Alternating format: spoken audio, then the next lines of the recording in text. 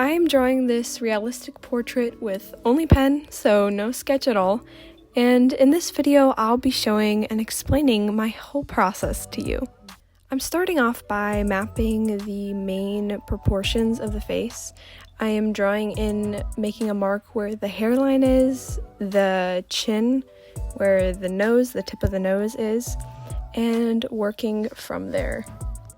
I am drawing in the side of the face, and it's important to take a look at just the shape of the line that the side of the face makes. I use my fingers to measure the length and the width of certain features. If you're drawing along with me, I have included the reference photo that I'm using at the end of this video. I'm drawing in the eye line, as you can see the nose line and where the mouth is, and I'm also keeping in mind where the tilt of this line is, how slanted the features are on the face. Now I'm going in with defining the shapes of the features themselves, and to do this I'm just really studying the reference and taking a look at just how the width and length and just how the lines curve themselves. I personally am drawing this beginning stage very lightly with my pen. You can see I'm also using my pen tip to measure the width and the length of the features.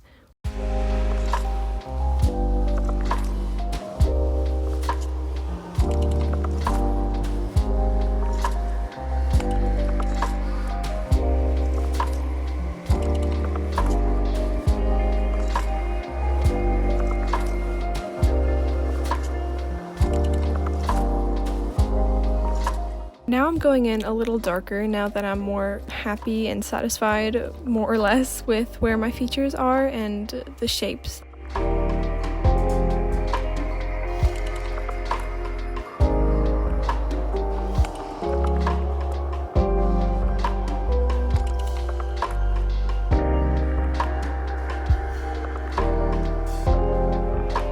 Now I'm going in the darkest areas and drawing in lightly the shadows. Now I'm slowly building up these shadows, and I'm really looking at the shapes that the shadows on the reference make and where the darkest areas are. I'm still working pretty light here at this stage, even with the shadows, because later I'll just go back a little darker and finalize the shadow shapes that I am happy with and that I want to keep and be more pronounced.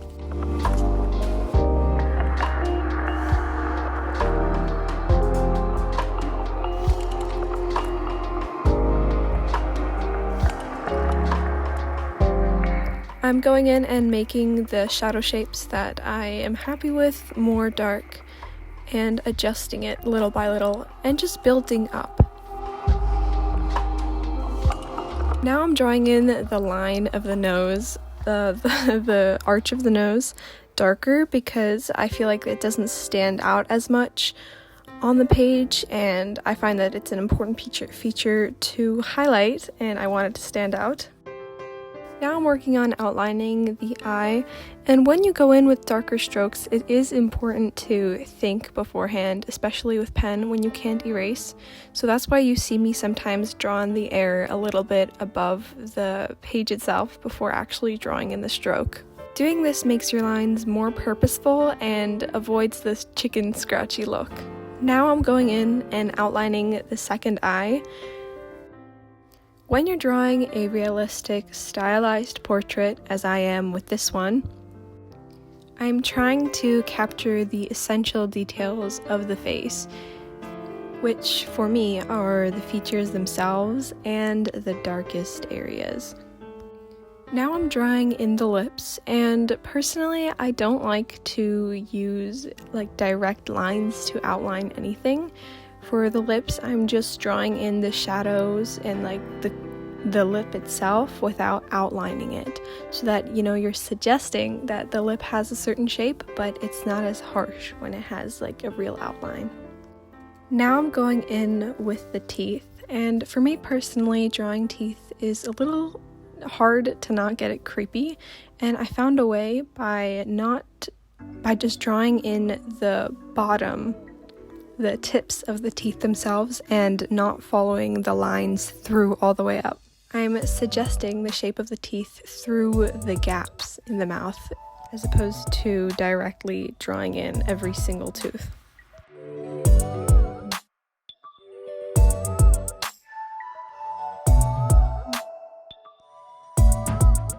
Now I'm going in with drawing in the pupils of the eyes, and notice how I don't draw in the eyes themselves until the very end of the portrait. It's my personal preference, and I find that it's easier for me to build up shadows and shading and my drawing evenly across the whole portrait when the eyes aren't as intense and dark. Now I'm drawing in the eyebrows, and I'm really paying attention to the direction of the hairs on the eyebrows when I'm drawing in my lines, just to make it more realistic and believable, so it looks like the eyebrows are a part of the face and not just blocks.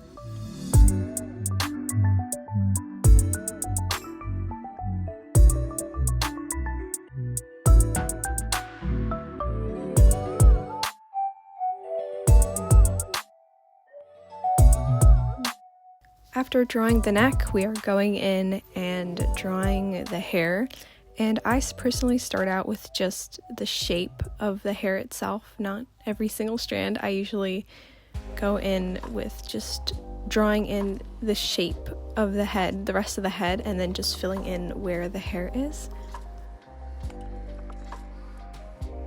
With the hair, I'm also trying to keep my strokes more loose, but at the same time follow the direction the hair is flowing, like I did with the eyebrows. While drawing the hair, as you can see, I realized that the second eye needed a bit more detail, and I noticed some things that I haven't drawn in yet, so I ditched the hair in the middle, and that is okay. When I draw, I tend to jump around between all the parts of the face until I'm satisfied with each one. And now we're back to the hair. I am working pretty light now. Later I'll also go back again and draw in the darker areas in the hair. Right now I'm trying to establish the shape of the hairline, and I'm doing so by using some measuring with my pen. I'm now drawing in the ear, and again I'm starting with light strokes and then I'm gradually getting darker. I'm starting to draw in the side of the neck and tackle the shadows on that side of the face, and as I work you can see me go back on the face itself and make certain features darker, and that is a normal part of my process. If I notice that something is a little lighter than I'd like, I go in and make it darker just to maintain a balance throughout the portrait between dark and light.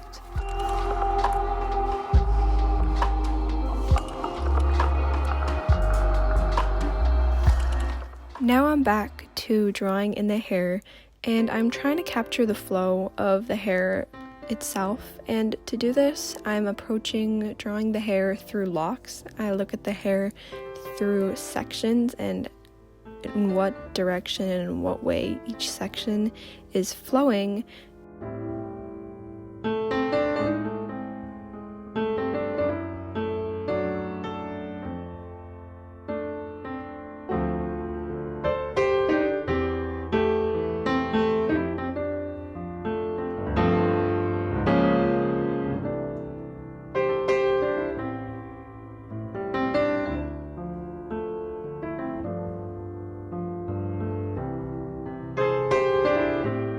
When drawing the hair, you can see me going in with more sweeping and free strokes. I make the hair usually more stylized and less tense and exact because hair is very flowy and constantly changing shape, and this is how I attempt to capture that flowiness through pen on paper. I am approaching drawing the hair in a similar way to how you saw me drawing the face. I am identifying the darkest areas and drawing them in first.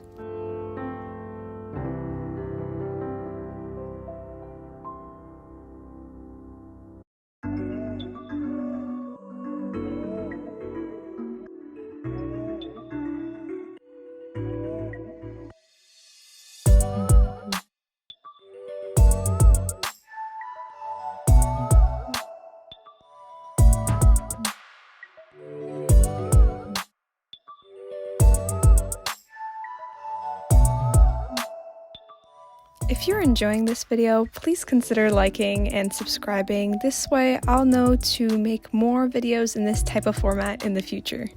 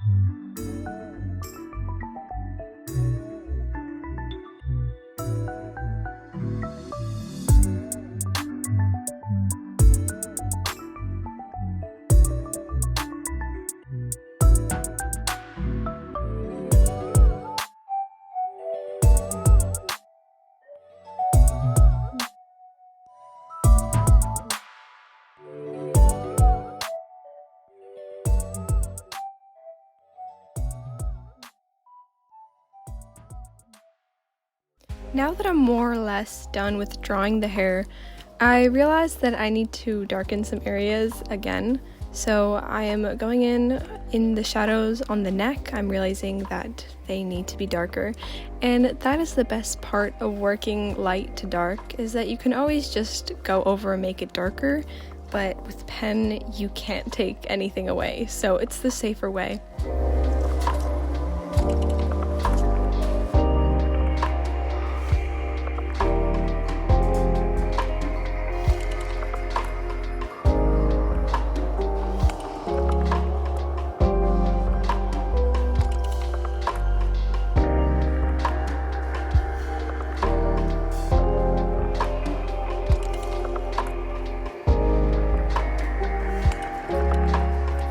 Now I'm finalizing the shadows on the top of the hair, and as you can see, it's actually balancing the darkness on the bottom area of the hair.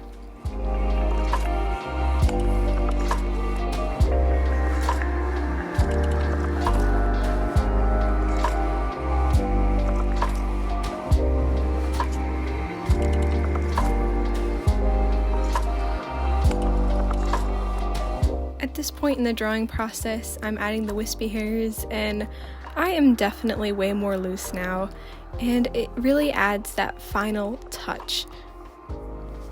Now after drawing in the hair, I realized that the forehead had no shading at all on it, so I'm going in really light and gentle with the forehead just so you can kind of get an inkling that there is dimension in shadows, but at the same time it doesn't ruin the portrait and take up, command your attention too much.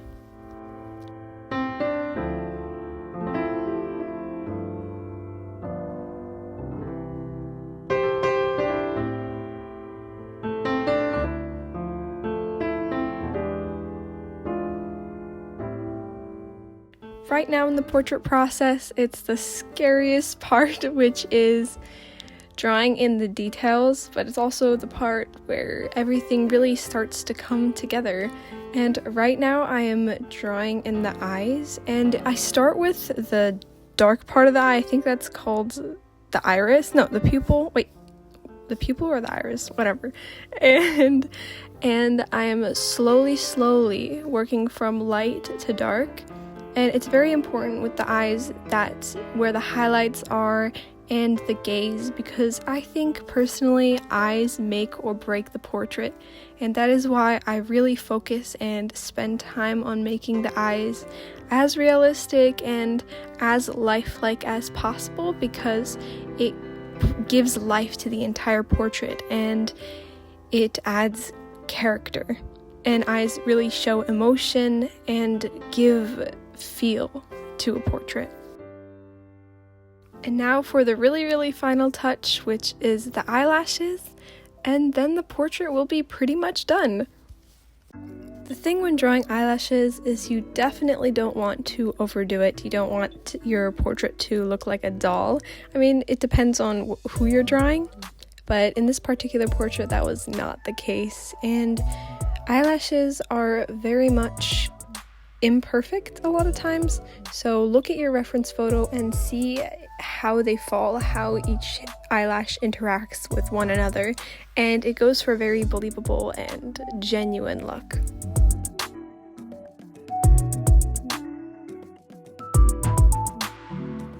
And now for the very final details, which is just adding in the earring and signing. What are you currently working on in your art right now? Write me a comment down below and let me know if you'd like to see more videos like this from me. I really enjoyed drawing with you today, and I hope to see you in the next video. Bye!